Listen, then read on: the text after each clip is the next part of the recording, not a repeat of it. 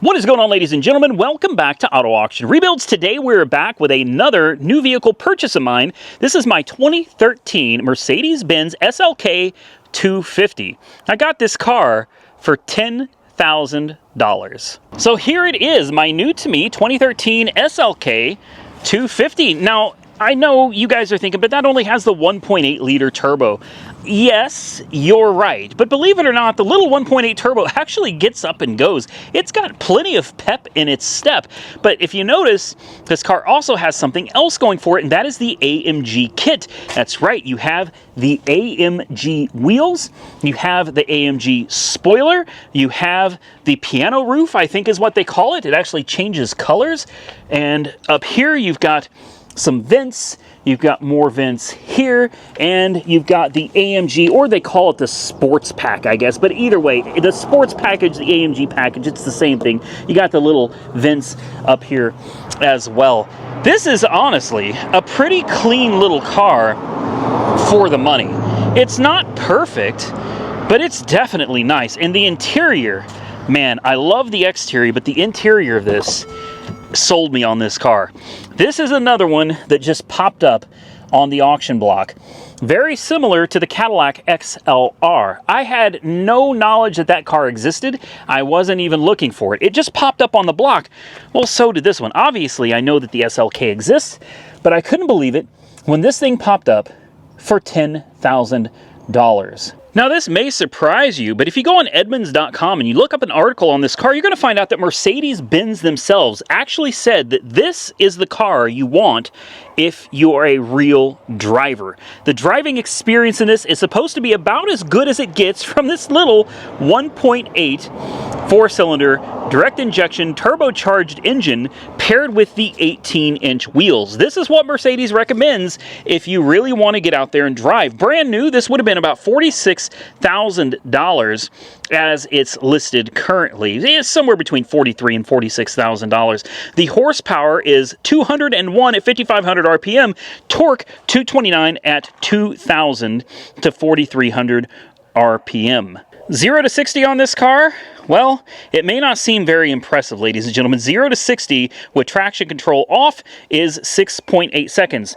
Believe it or not, that means my Cadillac ELR is actually quicker. This car is 0 to 60 in 6.4 seconds. So, yeah, my $12,000 Cadillac ELR is faster, quicker, I should say, than my 2013 $10,500, I think is what I paid for it, SLK 250.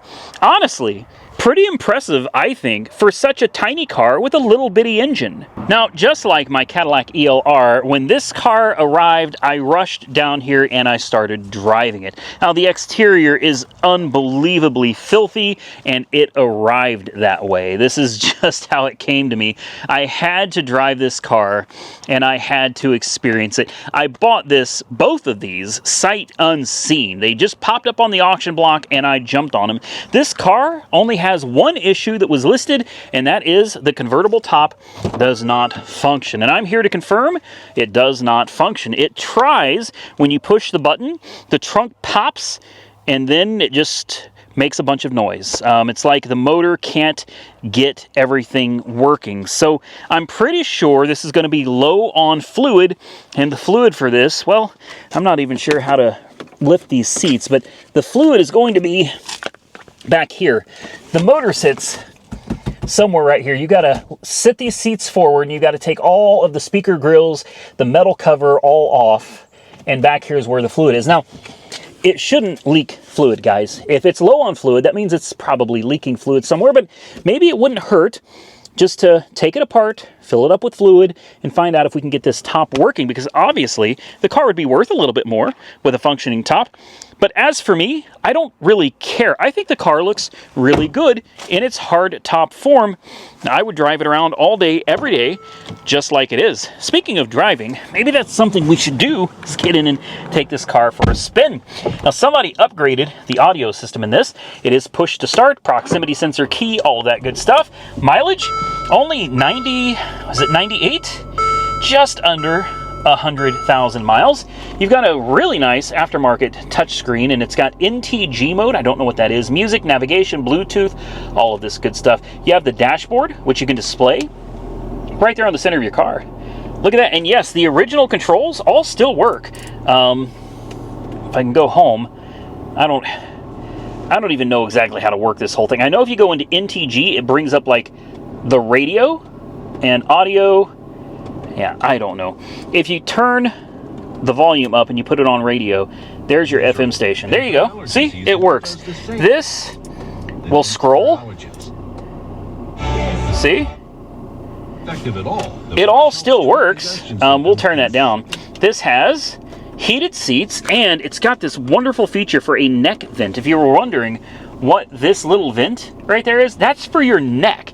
Yeah, it will blow nice warm air on your neck, and of course the heated seats. Now, on a day like today, we don't need any of that. The air conditioning is ice cold, works like it's supposed to. Cruise control works, no warning lights on the dash at all. You've got different modes. Sport mode, you have manual mode, which is for your flappy paddles, and then you have, I guess, economy mode if you're looking to save gas. I'm going to kick the air conditioning on just a little bit because it is very warm in here. I think this thing looks amazing. It's got the Harman Kardon stereo system. Yes, all of the windows, mirrors, seat controls all work. Power locks. The mirrors fold in like they're supposed to. I love the clock in the center of the dash right there. I really like that. The glove box sticks, but it does have the books in it. You can kind of see those in there. But the glove box, I haven't forced it open because I don't want to break it, because currently it does latch and work like it's supposed to. You got your cup holders right here. Your convertible top operates right here, all windows down, express, and it works. So you've got no pillars back there. Down and up. Not a problem. And the convertible top, that's closed. You can hear the motor. Open, it starts, and then it just locks. You know, it doesn't work. You can hear it pop back closed again, and then you have to pull all the windows back up again. So, you know, obviously convertible top does have something wrong with it. It's a pretty common problem with Mercedes in general. Seems like their Vario roof never works.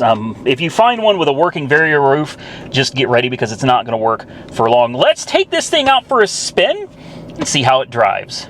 Now, it does have a backup camera, but as you can see, it's kind of foggy. It's cloudy. I don't know what the deal is with that, but maybe it may just be dirty, guys. This car is definitely filthy. I don't remember where it came from, but I know it was somewhere like, I don't know, Missouri, if I remember it. I think this car came from Missouri, and there's a lot of snow and slush that was up there when I had this car delivered, so no doubt it kind of went through hell getting here. Let's take her out on the road and see what we think. We've got it in sport mode. Oh, traction. Did it slip? It slipped the tires. Are you serious? I'm only going 35. I wasn't even hammering on it. I must have got into some of the mud in front of my house. Obviously, we're going to take it easy getting through town here. The speed limit is 45. I thought it was 35, but apparently I've been wrong all of these years. The speed limit's always been 45. And as soon as we get across this road up here, it goes up to 55 and then 65. I'm going to tell you, it feels pretty quick. It really does. It's definitely not fast, but it certainly isn't slow. All right, let's give it the beans. And then we'll just, yeah. Man, not bad. For a little four-banger, not bad at all. Now, it feels a little slower because, you know, we're already rolling. So if we were to slow down and, you know, there's nobody behind me. There we go. Let's just,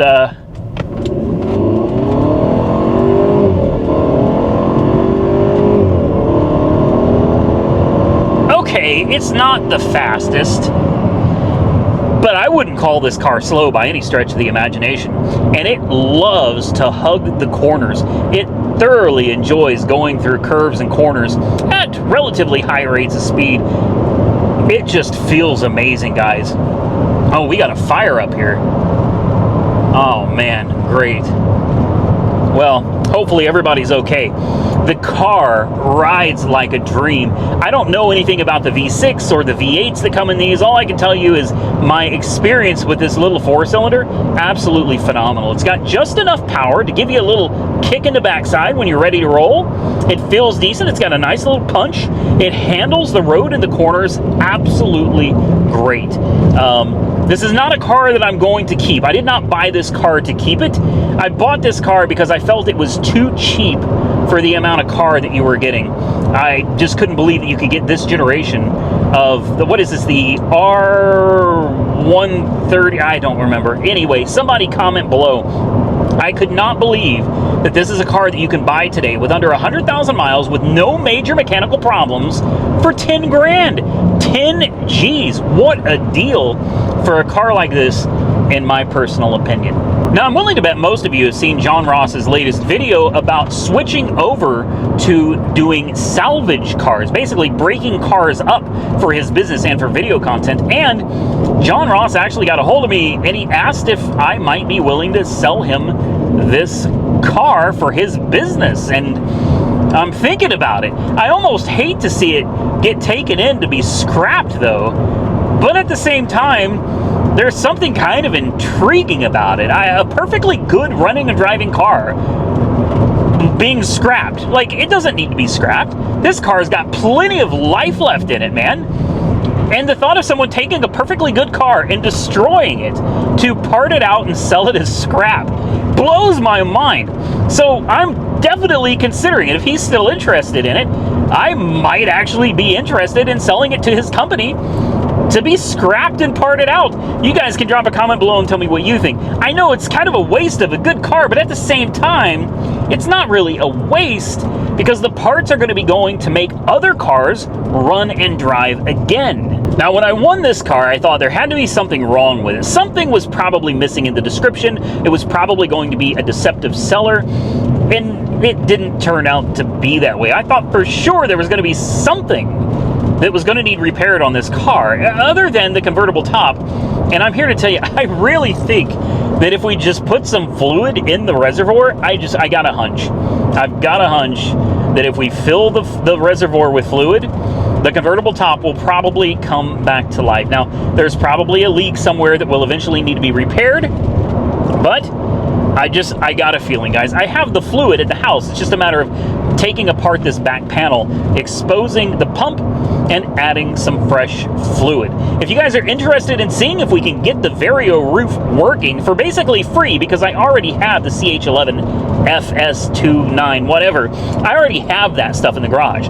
So if it just needs fluid, we could literally fix the roof for free if that's all it needs. So if you're interested in seeing that, we'll drop a comment below and let me know, and we can come back in another video and tear into this motor and find out if we can really fix it with just a little bit of fluid.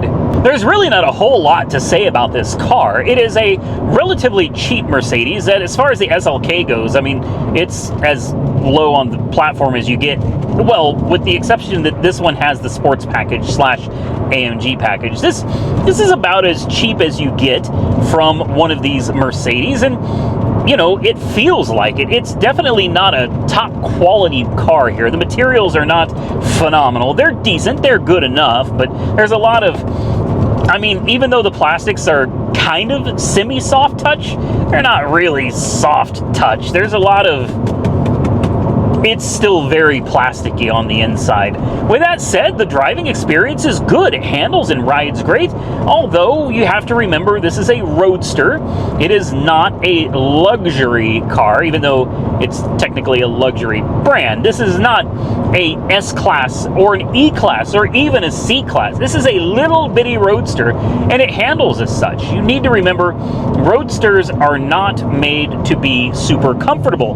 They're made to drive. It's a driver's car. You want to feel the road. You want input from the steering wheel. You want to be able to feel what the car is doing. And this car provides all of that and more. If you want to feel every bump in the road buy this car. If you want to feel every groove in the road, buy this car. I am exaggerating. It's honestly not that bad, but you get a lot of feedback from this car. There's a lot of road noise. It's not what you would expect from a typical Mercedes-Benz. You have to remember that this car is purpose-built for cruising, for driving, for enjoying the driving experience, not for isolating you from your environment, like the E-Class and the S-Class. You drive those cars, you typically don't hear anything. Those cars have noise canceling built into them, so that even if there is noise, you still won't hear it.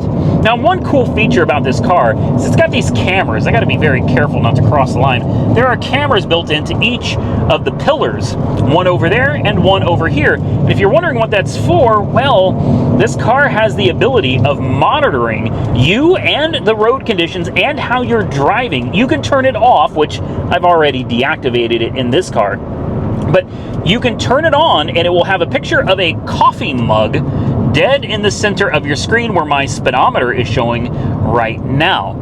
And it detects if you are driving distracted or drowsy, and it will alert you saying, hey, you'd better stop, pull over, get some rest, or get out, exercise, or, as the cup of coffee in the center screen would suggest, maybe you need a cup of coffee. Now, I haven't had any encounters with this system where it bothered me or it was a problem. I just don't like the thought of a car watching me. And I know what you're thinking. You have a Tesla. Yes, I have a Tesla, but that Tesla has no cameras. All right. Other than a backup camera that doesn't work, my Tesla doesn't have any cameras at all. It's not detecting anything. It's about as dumb of an EV as you can buy. Well, with that said, what do you guys think of the little car? I want to see if I can get into this menu so I can show you real quick. There it is. It's Attention Assist. If you click it, it is disabled. Now it is enabled, and there is a coffee cup down at the bottom. I'm going to turn it off because I don't need any of that. Now we're back to our regular menu. You can't even hardly see it, but there's one there. There's another one there, and I just don't like the idea of having cameras watching me and the car trying to determine if I'm too drowsy to drive. So the car is running. Let's pop the hood. You're not going to hear anything. I mean, it's a direct injected engine, so you will hear a little bit from the direct injection, but other than that, there's really nothing going on with this car. It really does run and drive absolutely perfect. I'd love to open there we go, the trunk here. You have your Vario roof cover. This is in the position so that you can open the roof, and if you want to store stuff, well, you just open it up and you've got plenty of room to put stuff underneath it, and then you can always bring it back and close it again. Now, it's got a little handle here. You actually push this to release and pull it back, and then you just pull it out and it latches into place, and then you just close your trunk. Nope, it's not one of those automatic opening trunks, unfortunately. You have to do it old school, manually yourself. Now, the car is not perfect. It's got some blemishes on it for sure, some dings and some scratches, and you know, it's a used car. It's about what you would expect, but here it is. We just took it out and we hammered on it pretty good on the highway, and well, do you guys hear anything wrong with it? No. There's not even any rattles or clunking from the suspension, which you would kind of expect from an older car. Now, I'm going to go out on a limb here, and I'm going to say this is probably one of the better Mercedes built in recent years, just because of how serviceable it is. This is an easy car to work on. Take a look down here. There's your turbocharger, right? There's your intercooler piping. How simple is this? Your spark plugs are going to be right under here. Everything on this car is just accessible. Look. Everything is right here, and it looks relatively easy to work on. Not to mention, since it's a 4-cylinder, it shouldn't really cost that much for regular maintenance. So I guess I'm kind of coming to you guys for help. I have no intentions of keeping this car. I don't need it. It's a nice car. I like it. I enjoy driving it. My fiance absolutely loves it, but she also has a 2022 Mustang GT that only has 5,000 miles on it. I have a slew of cars in this yard. Even though I've sold a ton of them, guys, I still have too many cars, and I need to move some out. Now, the van here might actually be sold to a dealership that's bought a few other cars from me, so this one may possibly be gone already. He offered me $4,000 for it, and I might just take it. I'm getting ready to do the title work on this 2014 Prius to get it sold. The Monty is about to get upgraded with all new parts. This Nissan BE1, I'm about to do the title work to get it sold. This one right here, as much as I keep saying I'm not going to sell it, I think I'm going to go ahead and sell this one here really soon. This one is already up for auction, my 94 Chevy with the 383 stroker, the 700 R4.